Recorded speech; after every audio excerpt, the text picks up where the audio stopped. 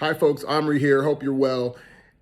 It's Black History Month, again, celebrated from Negro History Week by the great Carter G. Woodson, Dr. Carter G. Woodson, who was the second Black man to graduate from Harvard with a PhD. The first was W.B. Du Bois. I'm sure all of you know that because that's a pretty easy one to look up.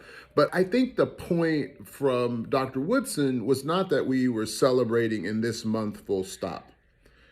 Obviously, it was started with a week, but in this month, full stop, I don't think that was his intention. I think his intention was for us to consider Black history as history. So, a quick story. I was in Bavaria and it was Oktoberfest, and I don't drink, so they have lots of variety of non-alcoholic beers. So I had one of those, and I wanted a bretzel. So a pretzel in English. So I wanted a bretzel, and I went to the guy and I said, well, there was a lot of different pretzels. And I was like, okay, what's the difference between this one and this one? I wasn't at the time living here in Switzerland. And he just looked at me and said, bretzel, it's bretzel. And I was like, oh. And so it was very clear that the distinctions that I was making weren't necessarily the same ones he was making. And I want to hold that point for a second as we talk about history or Black history. So I thought I was going to not even do anything related to Black History Month. I thought I'd postpone till March, and in postponing till March, I could set the tone that we needed to be talking about Black history as much as we talk about anything, because Black history is history. History is history.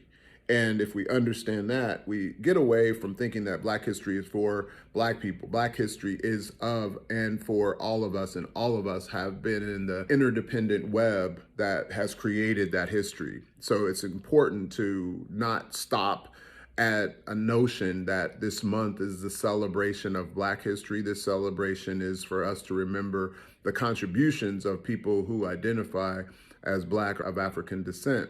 But the history itself is all of our history, and it's important for all of us to understand that history so that we can better understand this web of humanity in which we reside at the present. And so I didn't want to wait till March a little bit because I was a little worried, because what do you do if I go into March and it's Women's History Month? What do we miss out on? And I said, we don't have to miss out on anything. You can read Lorraine Hansberry. You can read Nikki Giovanni. I went to college with her son. I'm a big fan. You can listen and watch videos of Nina Simone during Women's History Month. During this month, what I recommend are two things. One, read Invisible Man by Ralph Ellison. It's one of the greatest American novels ever, and I think everybody should read it, and I regularly read that book. Secondly, you need to understand the history that's in your backyard, because there's a lot of history that of Black people, but it is for everyone.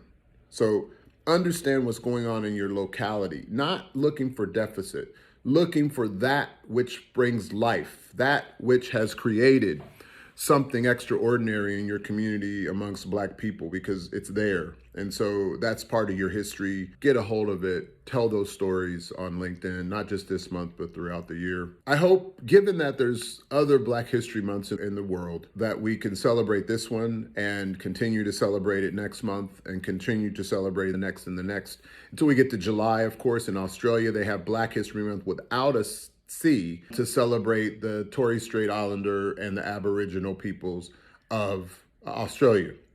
So that's that. And then in October, it's Black History Month in the UK. So Black history is not discrete. It is our history. It is for everyone. It is something that all of us need to embrace, understand, for the sake of humanity. Always choose humanity. I hope that was helpful. Make it a great day. Peace.